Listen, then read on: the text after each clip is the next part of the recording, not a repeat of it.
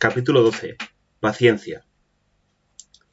Los corsarios de la Vela Roja constituían un motivo de aflicción y miseria para su propio pueblo mucho antes de que empezaran a perturbar las costas de los 6 ducados. Sus turbios orígenes sectarios dieron paso a un poder religioso y político obtenido merced a despiadadas estrategias. Aquellos líderes y caudillos que se negaban a comulgar con sus creencias no tardaban en descubrir que sus esposas e hijos se trocaban en víctimas de lo que hemos dado a llamar el Forjado, en recuerdo de la malograda ciudad de Forja. Por crueles y sádicos que pensemos que son los marginados, tienen por tradición una marcada vena de honor y castigos atroces para quienes infringen las normas de la familia.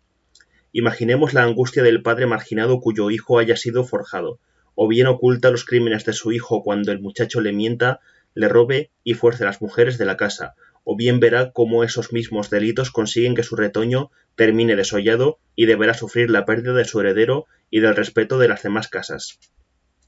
La amenaza del forjado era una poderosa fuerza de disuasión a la hora de oponerse a la potencia política de los corsarios de la Vela Roja. Para cuando los corsarios empezaron a azotar nuestras orillas, habían terminado con casi toda la oposición de las islas del margen. Quienes se oponían a ellos abiertamente morían o huían. Los demás les rendían tributo a regañadientes y soportaban los ultrajes de quienes controlaban la secta, pero también eran muchos los que engrosaban sus filas voluntariamente, pintaban de rojo el casco de sus embarcaciones y no cuestionaban jamás lo correcto de sus empresas. Parece probable que estos conversos procedieran en su mayoría de las casas menores, que nunca antes habían gozado de la posibilidad de ganar influencia, pero al líder de los corsarios de la Vela Roja no le interesaban en absoluto los antecedentes de sus hombres, siempre y cuando éstos le profesaran una lealtad inquebrantable. Vi a la dama en 2 ocasiones antes de descubrir quién era. La segunda vez que la vi fue a la noche siguiente, sobre la misma hora. Molly había estado ocupada con sus moras, de modo que yo había salido a disfrutar de una tarde de música en la taberna junto a hoz y retinto. Quizá hubieras bebido un par de jarras de cerveza más de la cuenta. No me sentía mareado ni enfermo, pero caminaba despacio, pues ya había tropezado una vez con un bache en la carretera. Hay una zona rodeada de setos, adyacente al polvoriento patio de la cocina con sus adoquines y puestos de carga. Recibe comúnmente el nombre de Jardín de las Mujeres, no porque sea su coto privado, sino por el simple hecho de que son ellas las que más lo cuidan y mejor lo conocen. Se trata de un lugar agradable, con un estanque en el centro y muchos semilleros de hierbas dispuestos entre sembrados de flores, viñas y senderos pavimentados de piedras verdes. No era tan ingenuo como para irme a la cama en aquel estado. Si intentaba dormir ahora, la cama empezaría a dar vueltas sin balancearse, y en cuestión de 1 hora estaría vomitando mareado. Había sido una velada agradable, y aquella parecía la peor manera de terminarla, de modo que me encaminé hacia el jardín de las mujeres en vez de mi habitación. En una esquina del jardín, entre una pared caldeada por el sol y un estanque más pequeño, crecían distintas variedades de tomillo. Su perfume en los días de calor podía llegar a resultar mareante, pero ahora, con la tarde al filo de la noche, las fragancias imbricadas parecían sosegar mi cabeza. Me lavé la cara con el pequeño estanque y luego apoyé la espalda en la pared de piedra que conservaba aún la calidez del día. Las ranas entonaban un coro de croades. Bajé la vista y contemplé la serena superficie del estanque para evitar que me diera vueltas la cabeza. Pasos, luego una voz femenina. —¿Estás borracho? —preguntó mordazmente. —Casi —respondí con afabilidad, pensando que se trataba de Tilly, la chica del huerto. —Me ha faltado tiempo y dinero —añadí, intentando ser gracioso. —Supongo que lo aprendiste de Burrick. Es un borrachín y un libidinoso, y te ha inculcado sus cualidades. Tiene la manía de rebajar a su altura a quienes lo rodean. La amargura que impregnaba la voz de la mujer me hizo levantar la cabeza. Entorné los párpados a la tenue luz para distinguir sus rasgos. Era la dama de la noche anterior. De pie en el sendero del jardín, vestida con un traje sencillo, a primera vista daba la impresión de no ser más que una muchacha. Era esbelta y más baja que yo, aunque yo no destacaba por mi altura a los 14 años. Pero su rostro era el de una mujer, y en esos momentos tenía los labios esculpidos en una línea acusatoria, subrayada por las cejas alabeadas sobre los ojos de avellana. Tenía el cabello oscuro y ensortijado, y, pese a procurar dominarlo, se le escapaban algunos mechones rebeldes sobre la frente y el cuello. No era que me sintiera obligado a defender a Burrick, era simplemente que mi establo no se debía a su influencia. De modo que intenté contestar que se encontraba lejos en otra ciudad, de modo que mal podía culpársele de lo que yo me llevaba a la boca y tragaba. La dama se acercó 2 pasos. Pero nunca se ha molestado en educarte mejor, ¿no es así? Nunca te ha prevenido contra los efectos del alcohol, ¿cierto? En las tierras del sur dicen que vino y verdad empiezan por la misma letra que descansa en el centro de la palabra cerveza, por cierto. Aquella noche me sentía impelido a mostrarme sincero. Lo cierto, mi señora, es que en estos momentos me sentiría muy decepcionado si me viera. Para empezar, me reñiría por no incorporarme en presencia de una dama. Ahí es donde me puse de pie con dificultad. Luego me soltaría un sermón sobre la conducta que se espera de quien tiene sangre real en las venas, ya que no sus títulos. Conseguí ensayar una reverencia que rematé enderezadamente con una floritura. Así que, buenas noches, linda señora del jardín. Buenas noches. Enseguida procedo a retirar mi ofensiva figura de vuestra presencia. Ya había recorrido toda la distancia que me separaba de la arcada de la pared cuando me llamó. ¡Espera! Pero mi estómago emitió un discreto gruñido de protesta y fingí no haberla oído. No vino tras mis pasos, pero sabía sin lugar a dudas que me vigilaba, de modo que mantuve la cabeza recta y el paso firme hasta que hube salido al patio de la cocina. Bajé a los establos, donde vomité en una pila de estiércol y terminé durmiendo en un compartimento limpio y vacío porque los peldaños que conducían a la buhardilla de Burrick se me antojaron exageradamente empinados. Pero la juventud goza de una dureza excepcional, sobre todo cuando se siente amenazada. Me levanté con el alba al día siguiente, pues sabía que se esperaba que Burrick regresara por la tarde. Me lavé en los establos y decidí que la túnica que llevaba puesta desde hacía 3 días necesitaba un relevo. Fui doblemente consciente de su condición cuando la dama volvió a acosarme en el pasillo exterior. Me miró de arriba a abajo y, antes de que yo pudiera decir nada, se dirigió a mí. «¡Cámbiate de camisa!», me dijo. Luego añadió: «Esos pantalones te hacen parecer un alcornoque. Dile a la señora Premura que hay que sustituirlos». «Buenos días, señora», dije. No era una respuesta, pero esas eran las únicas palabras que consiguieron escapar al cerco de mi estupefacción. Decidí que era una excéntrica más aún que Lady Tomillo. Lo mejor que podía hacer era seguirle la corriente. Esperé a que se apartara y siguiera su camino. En vez de eso, continuó inmovilizándome con la mirada. «¿Tocas algún instrumento?».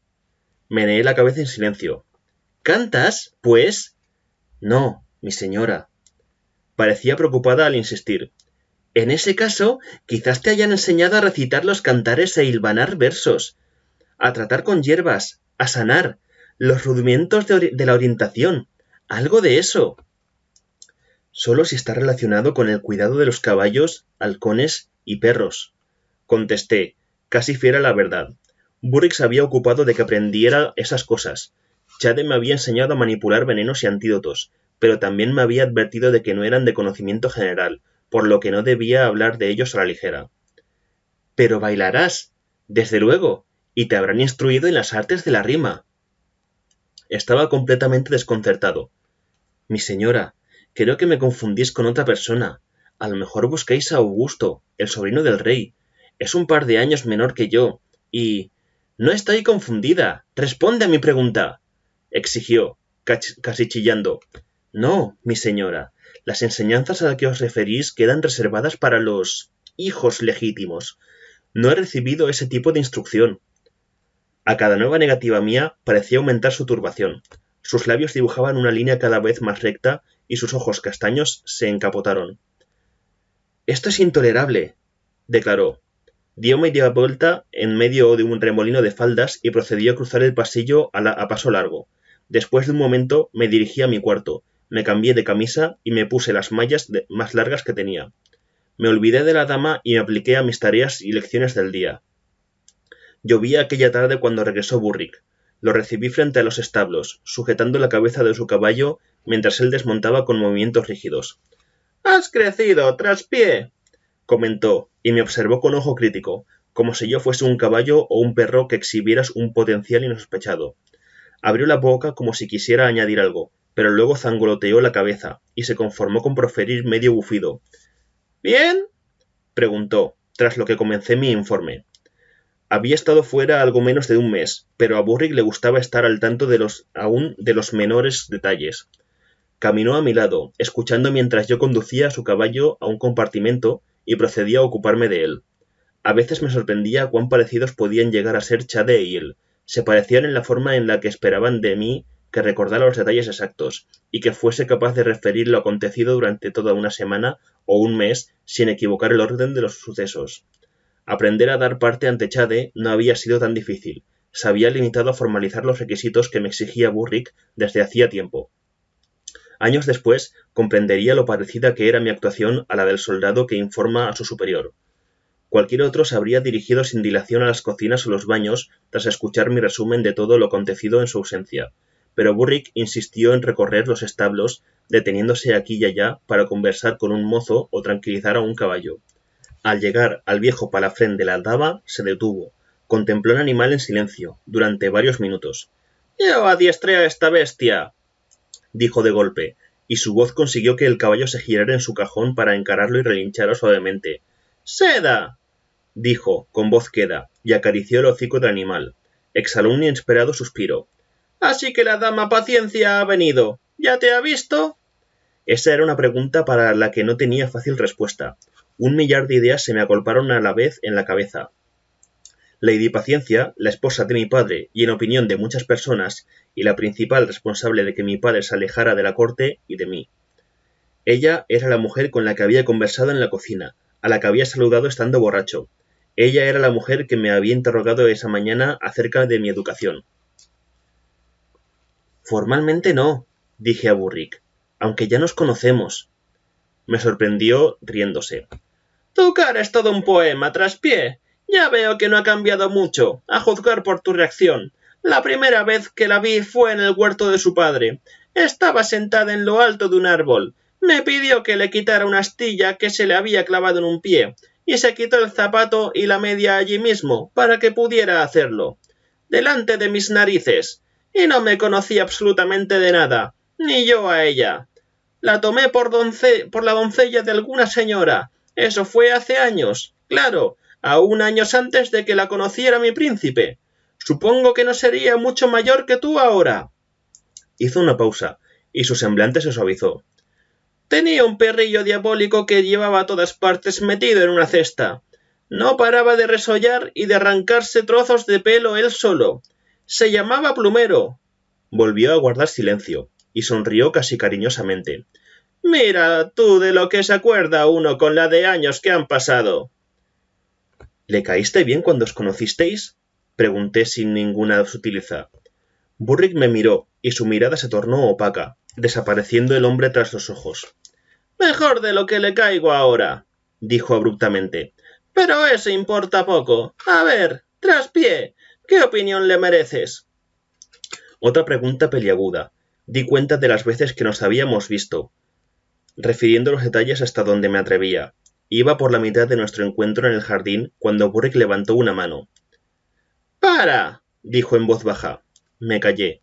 Cuando omites la verdad para no quedar como un cretino, terminas pareciendo completamente idiota. Empieza de nuevo. Eso hice, sin omitir nada, ni acerca de mi comportamiento ni de los comentarios de la señora. Cuando terminé, expiré su opinión. En vez de emitir juicio alguno, extendió el brazo y acarició el morro del palafrén. —Algunas cosas cambian con el tiempo —dijo al cabo—, y otras no cambian jamás —suspiró—. Bueno, traspié, tienes la manía de cruzarte en el camino de aquellas personas a las que tendrías que evitar por encima de todo. Seguro que esto acarreará consecuencias, aunque no tengo ni idea de cuáles podrán ser. Así las cosas no hay de qué preocuparse. Echemos un vistazo a los cachorros de esa perra ratonera. ¿Dices que ha parido 6? Y todos han sobrevivido, dije, orgulloso, pues la perra tenía un largo historial de crías malogradas. Esperemos que nosotros sepamos apañárnoslas igual de bien, musitó Burrick, mientras recorríamos los establos, pero cuando lo miré de soslayo, sorprendido, no parecía que sus palabras estuvieran dirigidas a mí en absoluto. Pensé que tendrías cabeza suficiente para no arrimarte a ella, gruñó Chade. No era el recibimiento que esperaba después de más de 2 meses sin pisar sus aposentos. No sabía que fuese Lady Paciencia. Me sorprende que no circularan rumores sobre su llegada. Es una firme detractora de las habladurías, me informó Chade. Estaba sentado en su silla frente al pequeño fuego de la chimenea. Los aposentos de Chade eran muy fríos, y siempre corría el riesgo de caer resfriado. Aquella noche parecía cansado. Además, acusaba el esfuerzo de lo que fuese que hubiese estado haciendo durante las semanas que había estado pasado sin verlo. Sus manos, en particular, se veían viejas, huesudas y abultadas en los nudillos. Probó un sorbo de vino y continuó. Y a su excéntrica manera sabe ocuparse de quienes hablan de ella a sus espaldas. Siempre ha insistido en su derecho a la intimidad. Esa es una de las razones por las que jamás habría sido una buena reina. No es que a Hidalgo le importara. Su matrimonio obedecía a motivos personales, no políticos. Creo que fue el mayor disgusto que le dio a su padre. Después de aquello, nada de lo que hiciera terminaba de agradar a Artimañas. Yo estaba sentado como un ratón. Sisa se me acercó y se me encaramó a la rodilla. Era raro ver a Chade tan comunicativo, sobre todo en cuestiones relativas a la familia real. Apenas me atrevía a respirar, por temor a interrumpirlo. A veces pienso que Paciencia tenía algo que Hidalgo consideraba importante para él. Era un hombre ordenado, cabal, de conducta intachable, siempre al tanto de lo que se desarrollaba a su alrededor. Era Hidalgo, chico, en el mejor sentido de la palabra. Nunca sucumbía a impulsos mezquinos ni indebidos. Eso implicaba que exudara en ocasiones cierto tufo de represión. De modo que lo que no lo conocían lo bastante bien lo tomaban por frío o arrogante. Hasta que conoció a esa joven, que casi no era más que una cría. Tenía la misma sustancia que las telarañas o la espuma de mar. Sus ideas y su lengua iban siempre en direcciones contrarias. Venga a saltar de una cosa a otra, sin pararse a meditar nada de forma que yo pudiera percibir. Pero Hidalgo sonreía y se maravillaba. Quizás se debiera al hecho de que ella no se mostraba particularmente ansiosa para conquistarlo. Pero entre una decena de mejores partidos, de damas de más alta cuna y más elevadas ideas, escogió Paciencia. Y eso que ni siquiera era el mejor momento para casarse. Cuando contrajo matrimonio, cerró la puerta a una decena de posibles alianzas que podría haberle reportado cualquier otra esposa. No tenía ninguna razón de peso para casarse cuando lo hizo, ni una sola. Salvo que le placía, dije, aunque bien podría haberme mordido la lengua, pues Chade asintió, y luego se desperezó, apartó la mirada del fuego y la posó sobre mí. En fin, basta de cháchara. No pienso preguntarte cómo le diste esa impresión, ni qué la ha hecho cambiar de parecer respecto a ti. El caso es que la semana pasada habló con Artimañas y exigió que se te reconociera como hijo y heredero de Hidalgo, y que recibieras la educación que corresponde a un príncipe. Me sentí mareado. ¿Se movían los tapices delante de mí o me engañaban los ojos? Evidentemente, él se negó, prosiguió Chade, implacable. Intenté explicarle por qué era imposible tal cosa. Ella no dejaba de repetir. Pero si eres el rey, ¿cómo puede ser imposible para ti? Los nobles jamás lo aceptarían. Se desataría una guerra civil. Piensa en lo que supondría para un crío que no estuviera preparado a arrojarlo de golpe a esa situación. Eso respondió él. Ah, dije, con un hilo de voz. No lograba recordar lo que había sentido por un instante. ¿Júbilo? ¿Rabia? ¿Miedo? Lo único que sabía era que esa sensación ya se había desvanecido, y me zahería y humillaba haber llegado a sentir algo en absoluto. Paciencia, claro está. No se dejó convencer. Prepara al muchacho, dijo al rey, y cuando esté preparado, juzga por ti mismo. Solo Paciencia pediría algo así, y delante de Regio y Veraz. Este escuchaba sin decir nada, sabedor de cómo debía acabar todo, pero su hermano estaba pálido. Enseguida se deja llevar por las emociones. Hasta un idiota sabría que Artimañas no podría acceder a las demandas de Paciencia. Pero el rey sabe cuándo ceder. En cuanto a todo lo demás, la complació, más que nada para frenarle la lengua. ¿En todo lo demás? Repetí bobamente. En parte para bien, en parte para mal. Inconvenientemente mal, por lo menos. Chade parecía irritado y alegre a un tiempo. «Espero que sepas encontrarle más horas al día, chico, porque no estoy dispuesto a sacrificar mis planes en favor de los suyos. Paciencia ha exigido que se te eduque como corresponde a la sangre que llevas, y ha propuesto ocuparse en persona de dicha educación. Música, poesía, danza, canto, modales.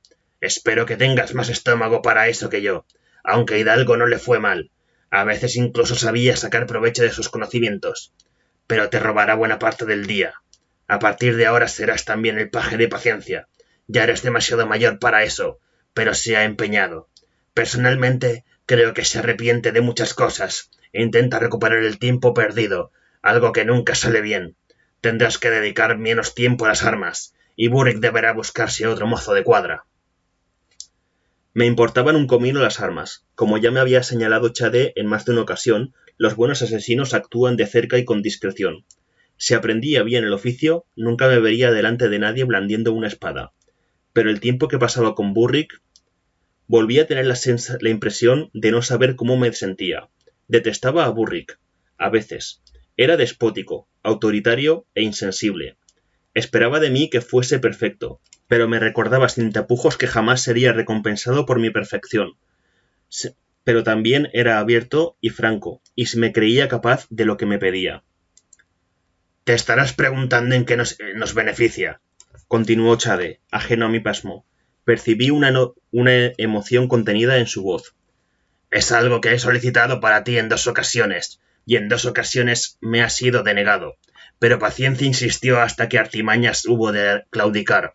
La habilidad, chico, vas a aprender la habilidad». «La habilidad», repetí, sin tener conciencia de lo que decía. Todo aquello me superaba. «Sí». Me esforcé por poner en orden mis ideas. Burrick mencionó algo, una vez, hace mucho tiempo. Recordé, de repente, el contexto en que se había desarrollado aquella conversación, después de que Morrón nos delatara involuntariamente. Se había referido a aquello como lo opuesto a lo que fuera el sentido que compartía yo con los animales, el mismo sentido que me había revelado el cambio operado en los vecinos de Forja. ¿Aprender lo que uno me salvaría de lo otro? ¿O me privaría? Pensé en la afinidad que había compartido con caballos y perros cuando Burrick no andaba cerca. Me acordé de Morrón, con una mezcla de calidez y pesar. Nunca había estado tan cerca de otra criatura viva, ni antes ni después de él. ¿Me arrebataría eso aprender la habilidad? «¿Qué ocurre, chico?» La voz de Chade era amable, aunque preocupada. «No lo sé», vacilé, pero ni siquiera ante Chade me atrevía a desvelar mis temores, o mi vergüenza. «Nada, creo». «Te habrán contado historias de viejas acerca del aprendizaje», intuyó, erróneamente. «Escucha, chico, no se puede ser tan malo. Hidalgo lo superó, igual que Veraz, y con la amenaza de los corsarios de la Vela Roja, Artimañas ha decidido recuperar las antiguas costumbres y hacer el aprendizaje extensivo a potenciales candidatos. Quiere un séquito, quizás 2, con el que respaldar sus capacidades y las de Veraz con la habilidad. A Galeno no le hace mucha gracia, pero supongo que no es tan mala idea. Aunque, bastardo como soy también yo, a mí siempre me estuvo vetado el aprendizaje, así que no sé muy bien de qué podría emplearse la habilidad para defender la tierra». «¿Eres un bastardo?» Las palabras escaparon de mis labios. El nudo de mis pensamientos fue cortado de tajo por aquella nueva revelación.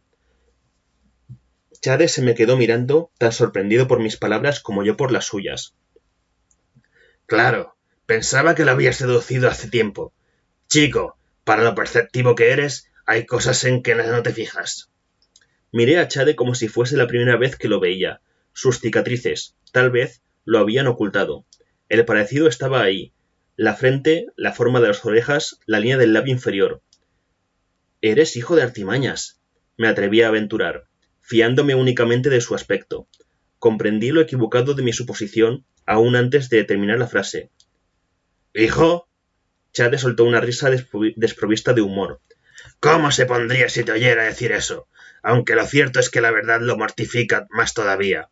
Es mi medio hermano menor, chico, aunque él fuera concebido en una cama de matrimonio y en un campamento militar cerca de Arenas del Borde». En voz baja, añadió. «Mi madre era soldado cuando me engendró, pero volvió a casa para dar a luz, y luego se casó con un alfarero. Al morir mi madre, Su marido me subió a un burro, me dio un collar que ella siempre llevaba y me dijo que se lo enseñara al rey de Torre del Alce. Yo tenía 10 años, pero aquel entonces había un largo y arduo trecho entre Cuna de Lana y Torre del Alce. No se me ocurría qué decir. «Basta». Chade se enderezó con severidad. «Galeno te instruirá en la habilidad. Artimañas lo ha convencido. Aceptó, pero con reservas. Nadie puede interferir con sus alumnos mientras dure la formación. Tendrás que andarte con cuidado. Conoces a Galeno, ¿verdad?» «Un poco», respondí, «por lo que dicen de él». «¿Qué dirías tú?», me interrogó Chade. Cogí aliento y pensé. «Come solo. Nunca lo he visto a la mesa, ni con los soldados, ni en el comedor. Nunca lo he visto deambular por ahí y conversar sin más, ni en el patio de ejercicios, ni en los lavanderos, ni en cualquiera de los jardines. Siempre va camino de alguna parte cuando lo veo, y siempre tiene prisa. No tiene mano para los animales, no les gusta a los perros, y controla a los caballos con tanta energía que les estropea la boca y el carácter. Creo que tiene aproximadamente la misma edad que Burrick. Viste bien, es casi tan elegante como regio. Dicen de él que es uno de los hombres de la reina». «¿Por qué?», se apresuró a preguntar Chade. Fue hace tiempo. Gago, un hombre de armas. Buscó a Burrick una noche, algo borracho, un poco vapuleado. Se había peleado con Galeno y éste lo había golpeado en la cara con una fusta o algo parecido. Gago pidió a Burrick que le mirara la herida, porque era tarde y no debía haber bebido esa noche. Creo que le tocaba la guardia o algo. Gago contó a Burrick que había oído decir a Galeno que Regio era más noble que hidalgo o veraz, y que si no llegaba al trono era por culpa de una traición estúpida. Galeno había dicho que la madre de Regio procedía de mejor cuna que la primera reina de Artimañas, algo que sabe todo el mundo, pero lo que enojó a Gago hasta el punto de empezar la pelea fue que Galeno dijera que la reina de Seo era más noble que el propio Artimañas, pues había recibido sangre de Batídico de ambos progenitores, y Artimañas solo de su padre. De modo que Gago se encaró con él, pero Galeno esquivó el golpe y le pegó en la cara con algo. Me detuve. «¡Eh!», me animó Chade. «Así que apoya a Regio, por encima de Veraz e incluso el rey. Y Regio, en fin, lo acepta. Le dispensa un trato mejor del que reserva a sus criados y soldados. Parece que le pide consejos las pocas veces que los he visto juntos. Casi da risa verlos. Cualquiera diría que Galeno imita a Regio, por la forma en que se viste y camina, igual que el príncipe. A veces parecen idénticos». «¿En serio?». Chade se agachó hacia mí, expectante. «¿En qué más te has fijado?». Busqué más información de primera mano sobre Galeno entre mis recuerdos. «Me parece que eso es todo».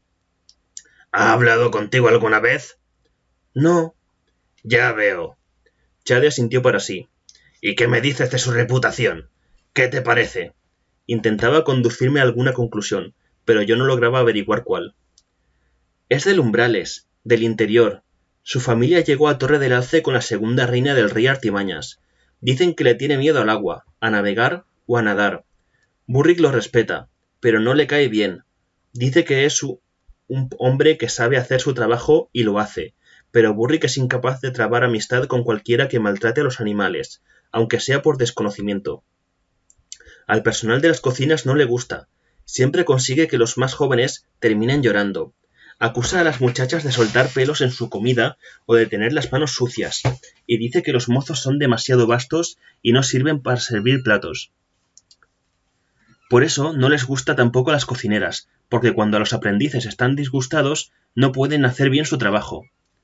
Chade seguía observándome a la expectativa, como si esperara que yo revelase algo importante. Escarbé en mis recuerdos, en busca de más chismes. Luce una cadena con 3 gemas. Se la dio la reina de Seo, por algún tipo de servicio especial que hizo. El bufón lo aborrece. Una vez me dijo que cuando no hay nadie cerca, Galeno lo llama bicho raro y le tira cosas. Chade arqueó las cejas.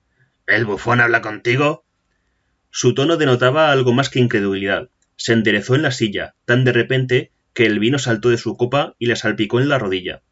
Se la frotó distraídamente con la manga. «A veces», admití con cuidado.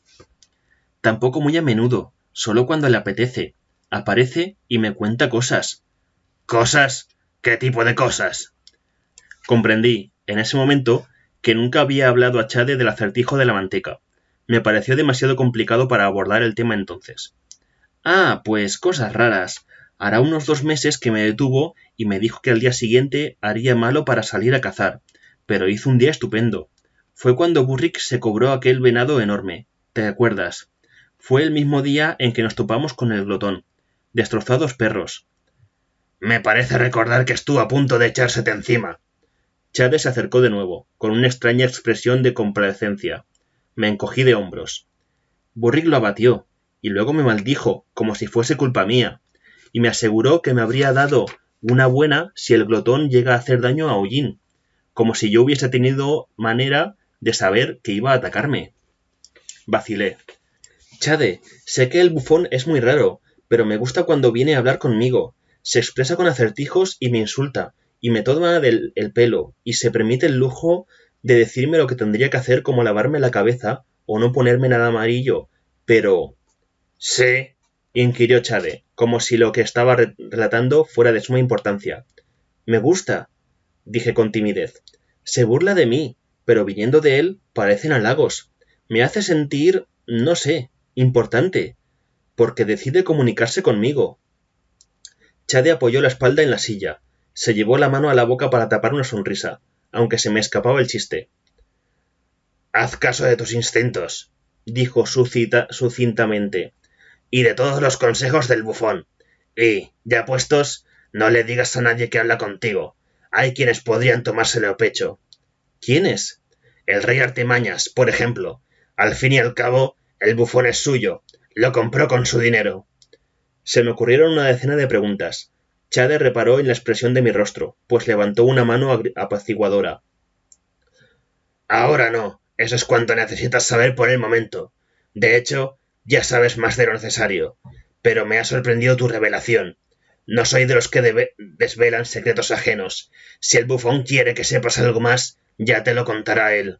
Creo recordar que hablábamos de Galeno. Me hundí en mi silla con un suspiro. Galeno. Es desagradable con quien no puede hacer frente. Viste bien y come solo. ¿Qué más tengo que saber, Chade? He tenido profesores estrictos, y los he tenido desagradables. Creo que sabré apañármelas con él. Más te vale. Chade se había puesto mortalmente serio. Porque te odia. Te odia más de lo que quería a tu padre. La intensidad de la emoción que sentía por tu padre me pone nervioso. Ningún hombre, ni siquiera un príncipe, se merece esa clase de devoción ciega, y menos tan de repente. Y a ti te odia, todavía con más intensidad. Me asusta. El tono de Chade consiguió provocarme escalofríos. Sentí un desasosiego casi mareante. ¿Cómo lo sabes? Porque se lo dijo Artimañas cuando éste le pidió que te incluyera entre sus alumnos. ¿Acaso el bastardo no tiene que aprender cuál es el sitio que le corresponde? ¿No tiene que conformarse con lo que has decretado para él? Luego se negó a enseñarte. ¿Se negó? Ya te lo he dicho, pero Artimañas no estaba dispuesto a dar su brazo a torcer, y es el rey, y ahora Galeno debe obedecerlo, pues no era más que un hombre de la reina, de modo que Galeno claudicó, y dijo que intentaría enseñarte. Te reunirás con él a diario. Empiezas dentro de un mes, a partir de hoy. Hasta ese momento estarás con paciencia. ¿Dónde? Hay una almena que llaman el Jardín de la Reina. Te alojarás allí. Chade hizo una pausa, como si quisiera prevenirme pero no deseara asustarme. Ten cuidado, dijo por fin, pues entre las paredes del jardín no tengo influencia. Allí estoy ciego. Era una extraña advertencia, una advertencia que me tomé muy a pecho.